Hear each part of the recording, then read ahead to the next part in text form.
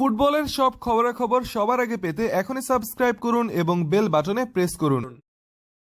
Spanish কাপের শেষ ৮-এ প্রতিপক্ষ হিসেবে গতবারের ফাইনাল খেলা সেভিয়াকে পেয়েছে বর্তমান চ্যাম্পিয়ন বার্সেলোনা।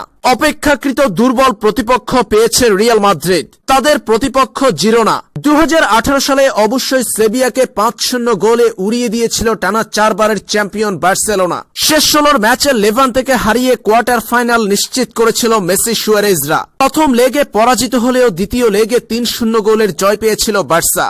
২ লেগ মিলে ৪-২ ব্যবধানে জিতে কোয়ার্টার ফাইনাল নিশ্চিত করেছে আর্নেস্তো বালভার্দের দল। কোয়ার্টার ফাইনালে এখন তাদের প্রতিপক্ষ সেভিয়া। অন্যদিকে শেষ ১৬র দ্বিতীয় লেগে লেগানেসের কাছে একমাত্র গোলে হেরে গেলেও ২ লেগ মিলিয়ে কোয়ার্টার ফাইনালে উঠেছে রিয়াল মাদ্রিদ। কোয়ার্টার ফাইনালে তাদের প্রতিপক্ষ অ্যাথলেটিকো মাদ্রিদকে হারিয়ে কোয়ার্টার ফাইনাল নিশ্চিত করা জিরোনা। বার্সেলোনার চেয়ে সহজ প্রতিপক্ষ পেয়েছে রিয়াল। কোপা দেল রে নামে পরিচিত এই টুর্নামেন্টের কোয়ার্টার ফাইনালে অপর দুই প্রতিপক্ষ হল ভ্যালেন্সিয়া ও গেতাফে এবং স্পানিয়ল ও রিয়াল বেটিস।